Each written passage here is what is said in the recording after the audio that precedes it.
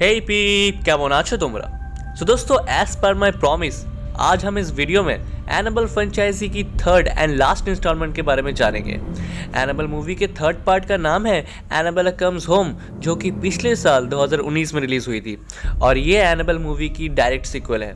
Cause Annabelle के बाद 2017 में आई एनाबेल क्रिएशन एनाबेल मूवी की प्रीक्वल थी, जिसमें एनाबेल मूवी की पहले की स्टोरी बताई गई थी और 2019 में रिलीज़ हुई Annabelle comes home Annabelle movie के बाद की कहानी है। सो आपने अगर अभी तक मेरी एनाबेल एंड एनाबेल क्रिएशन वाली वीडियो नहीं देखी है सो मैं लिंक नीचे डिस्क्रिप्शन में दे दूंगा, आप जाके उसे एक बार ज़रूर देख लेना। नाउ आगे इस वीडियो में मैं आपको एनाबेल कम्स होम मूवी की स्टोरी को कम्प्लीटली नैरेट करने की कोशिश करूंगा।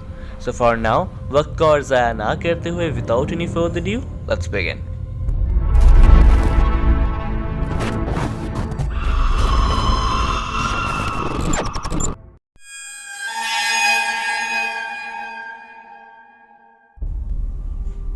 सो दोस्तों, एनाबेल कम्स होम की कहानी एग्जैक्टली वही से शुरू होती है जहां एनाबेल मूवी खत्म हुई थी।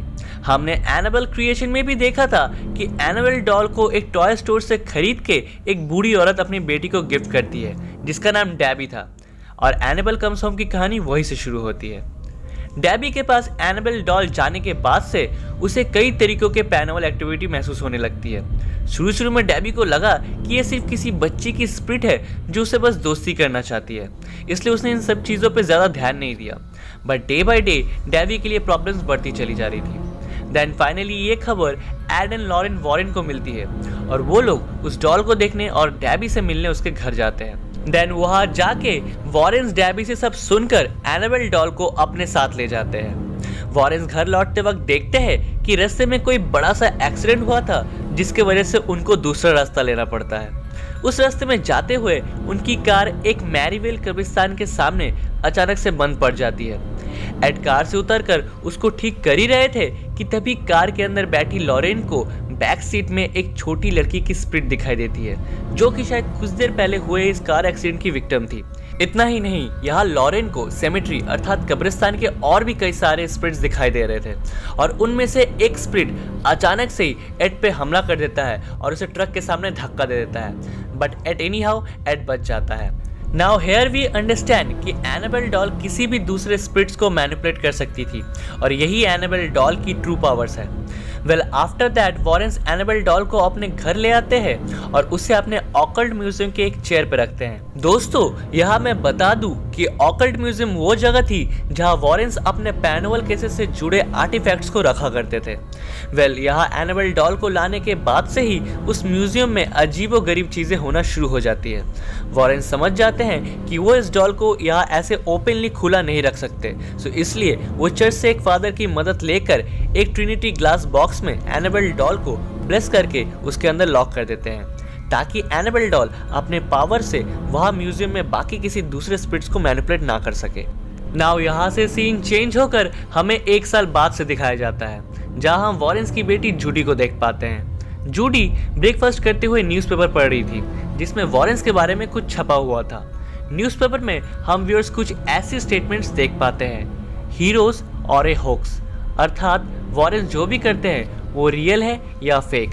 जूडी न्यूज़पेपर के स्टेटमेंट्स पे तो ज़्यादा ध्यान नहीं देती, बट इन रियल स्कूल में उसको इन चीज़ों को लेकर काफ़ी बुली होना पड़ता था कि उसके माँ बाप ये कैसा काम करते हैं और इस वजह से जूडी के कोई खास दोस्त भी नहीं थे। वेल नाउ नेक्स्ट डे सुबह वॉरेन्स को एक केस के सिलसिले में शहर से बाहर जाना पड़ता है, इसलिए वो मैरी नाम की एक लड़की को जूडी के केयर टेकर के रूप में अपॉइंट करते हैं ताकि वो वॉरेन्स के बिहाफ में जूडी का ध्यान रख सके। वॉरेन्स के चले जाने के बाद मैरी जूडी को स्कूल छोड़ाती है जहाँ जूडी को अचानक से एक प्रीस्ट की स्पिरिट दिखने लगती है। हम व्यूअर्स देखते हैं कि जूडी जहाँ जहाँ भी जा रही होती है वो प्रीस्ट की स्पिरिट उसे फॉलो करती है एंड यहाँ हम व्यूअर्स ये जान पाते हैं कि जूडी के पास भी उसके मदर जैसे स्पिरिट को देख पाने की पावर्स थी। नाउ यहाँ दूसरी तरफ मैरी अपने एक फ्रेंड डैनियला के साथ सुपरमार्केट जाती है जूडी के बर्थडे प्रिपरेशन के लिए केक और कुछ सामान लाने। ये सुपरमार्केट बॉब नाम का एक लड़का चलाता था क्योंकि ये सुपरमार्केट उसके डैड की थी और यहाँ हम व्यूअर्स देखते हैं कि बॉब मैरी को पसंद करता था और मैरी भी बॉब को लाइक करती थी, but they both are very shy to express their feelings. यहाँ हम ये भी देख पाते हैं कि फॉर सम रीजन मैरी की फ्रेंड डैनियला वॉरेंस के घर के अंदर जाने में काफ़ी इंटरेस्टेड थी। Now after that Mary Judy को स्कूल से वापस लाती है और यहाँ अभी भी जूडी को स्प्रिस्ट की स्प्रिट दिख रही थी। मैरी और जूडी घर चले आते हैं और मैरी जूडी का केक बनाने में लग जाती है कि तभी डैनियला बैक डोर से वॉरेंस के घर के अंदर चली आती है, जो मैरी को कुछ ज़्यादा पसंद नहीं आता। बट डैनियला जूडी के लिए एक रोलर स्केट लाई थी एज हिज बर्थडे प्रेजेंट और यहाँ डैनियला जूडी को गिफ्ट देकर उससे काइंड ऑफ दोस्ती कर लेती है और वो मैरी और जूडी को बाहर रोलर स्केट चलाने के लिए भेज देती है ताकि वो मतलब डैनियला वॉरेंस के घर में अकेले रह सके। वेल, उनके बाहर जाने के बाद डैनियला ऑकल्ट म्यूजियम को खोलने की कोशिश करती है पर वो रूम लॉक थी। बट डैनियला एट एनी हाउ उस म्यूजियम की की फाइंड करके उसे खोलकर उसके अंदर चली जाती है। एक्चुअली दोस्तों, डैनियला अपने स्वर्गीय पिता, जिन्हें वो डार्लिंग डैड बोला करती थी, उनकी स्पिरिट से वो कांटेक्ट करना चाहती थी और डैनियला ने वॉरेंस के बारे में बहुत कुछ सुना था, इसलिए उसे लगा कि शायद वो इस म्यूजियम में आकर अपने डार्लिंग डैड से कांटेक्ट कर पाएगी। वेल, म्यूजियम के अंदर जाने के बाद वहाँ रखे हर एक आर्टिफैक्ट्स को डैनियला छू देती है और अपने डैड के स्पिरिट से कांटेक्ट करने की कोशिश करती है, बट उसे कोई भी रिस्पांस नहीं मिलता कि तभी ट्रिनिटी क्लास में रखी एनाबेल डॉल अपने आप ही गिर जाती है, जिसे डैनियला को देख के लगता है कि शायद उसके डैड उसे कोई इशारा कर रहा है एंड डैनियला उस ट्रिनिटी ग्लास को खोल देती है।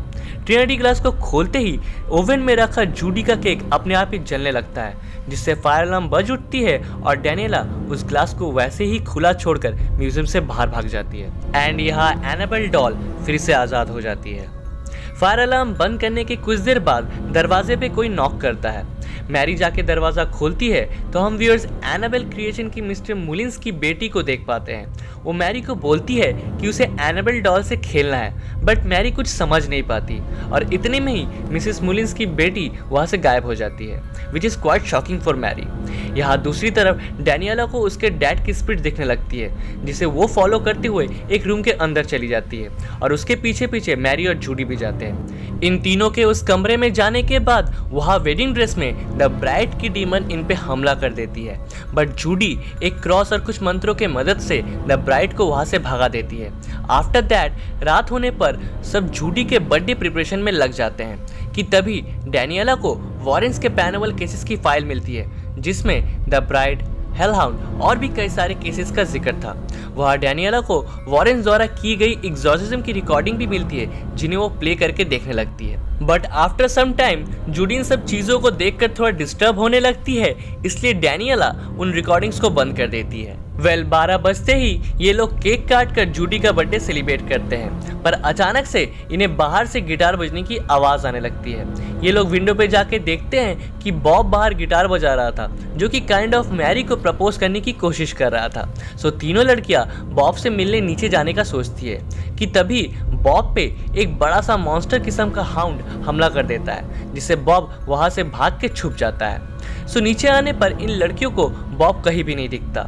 नाउ यहाँ डैनियला मैरी और जूडी को बाय बोल के घर चली जाती है और मैरी और जूडी घर के अंदर वापस चली आती है।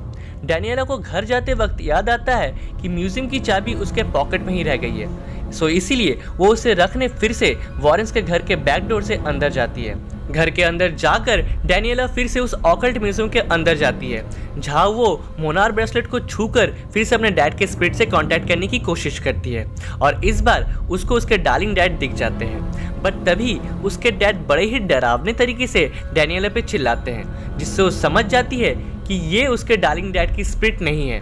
डैनियला उस ऑकल्ट म्यूजियम से भागने की कोशिश करती है, बट डोर लॉक हो जाती है और डैनियला उस म्यूजियम में काइंड ऑफ ट्रैप हो जाती है। नाउ यहाँ दूसरी तरफ घर में असाधारण गतिविधियाँ शुरू हो जाती है। मैरी पे फेरीमैन नाम का एक डीमन अटैक करता है और जूडी पे एनाबेल मूवी की एनाबेल हिगिंस और ब्लैक डीमन मैल्थस, जिसे इससे पहले हमने एनाबेल के दोनों पार्ट्स में देखा था। Mary eight any how ferryman से सर्वाइव करने के बाद जूडी को बचाने के लिए आती है। जूडी को बचाने के बाद मैरी वॉरेन से कांटेक्ट करती है, जहां फोन के दूसरी तरफ से कोई बोलता है कि एनाबेल को इनकी सोल चाहिए और जूडी को हॉल में एनाबेल की डॉल भी दिखती है। यहाँ दूसरी तरफ ऑकल्ट म्यूजियम में डैनियला को एक टीवी दिखती है, जो कि काइंड ऑफ फ्यूचर दिखाता था। डैनियला उस टीवी में खुद को देख पाती है, जो कि एक फ़ोन कॉल उठाती है और फिर उसके बाद उसकी डेथ हो जाती है। ये सब देखने के बाद डैनियला बेहद डर जाती है कि तभी उधर सच में फ़ोन की बेल बजने लगती है। डैनियला उस फ़ोन को उठाने ही वाली थी कि तभी उधर जूडी और मैरी आकर उसे बचा लेते हैं और ये तीनों म्यूजियम से बाहर निकल जाते हैं। म्यूजियम से बाहर आने के बाद अचानक से मैरी को सांस लेने में दिक्कत होने लगती है क्योंकि उसे अस्थमा की प्रॉब्लम थी। सो इसलिए जूडी बाहर उसके कार से इनहेलर पंप लेने जाती है जहां उस पे हेलहाउंड मॉन्स्टर हमला कर देता है। बट तभी वहां बॉब आके हेलहाउंड मॉन्स्टर पे अटैक करके जूडी को बचा लेता है। यहाँ दूसरी तरफ द ब्राइड डैनियला को पोजेस कर लेती है जिससे डैनियला ठीक द ब्राइड जैसे एक वेडिंग ड्रेस में बिल्कुल उस जैसा बन जाती है। वेल यहाँ जूडी को बचाने के बाद बॉब फिर से हेलहाउंड के वजह से छुप जाता है और जूडी इनहेलर पंप लेकर घर के अंदर मैरी के पास आ जाती है। देन इनहेलर पंप लेने के बाद मैरी बिल्कुल ठीक हो जाती है। नाउ इतने सारे पैरानॉर्मल एक्टिविटीज़ के बाद ये लोग समझ जाते हैं कि घर में चल रहे सारे एक्टिविटीज़ को तभी बंद किया जा सकता है जब ये एनाबेल डॉल को वापस से ट्रिनिटी ग्लास के अंदर बंद कर दे। बट एनाबेल डॉल कहाँ है ये किसी को भी नहीं पता था कि तभी जूडी को फिर से उस प्रिस्ट की स्पिरिट दिखाई देती है जो जूडी को गाइड करते हुए एक कमरे तक पहुँचाती है जहाँ एनाबेल डॉल थी। एंड हेयर वी अंडरस्टैंड कि वो प्रीस्ट की स्पिरिट एक अच्छी स्पिरिट थी जो कि एक काइंड ऑफ जूडी के एक प्रोटेक्टर के रूप में उसके आसपास भटकती रहती थी। वेल जूडी और मैरी उस रूम के अंदर जाते हैं जहां वो देखते हैं कि अंदर फेरीमैन और उसके द्वारा पोजेस की गई स्पिरिट्स एनाबेल डॉल को प्रोटेक्ट किए खड़े थे। मैरी एट एनी हाउ उन्हें चकमा देते हुए एनाबेल डॉल को उस कमरे से बाहर फेंक देती है और जूडी एनाबेल डॉल को उठाकर ऑकल्ट म्यूजियम की तरफ इसे लॉक करने के लिए भागती है। बट तभी बीच में डैनियला जो कि द ब्राइड द्वारा पोजेस हो चुकी थी वो जूडी का रास्ता रोक देती है और उस पर हमला कर देती है।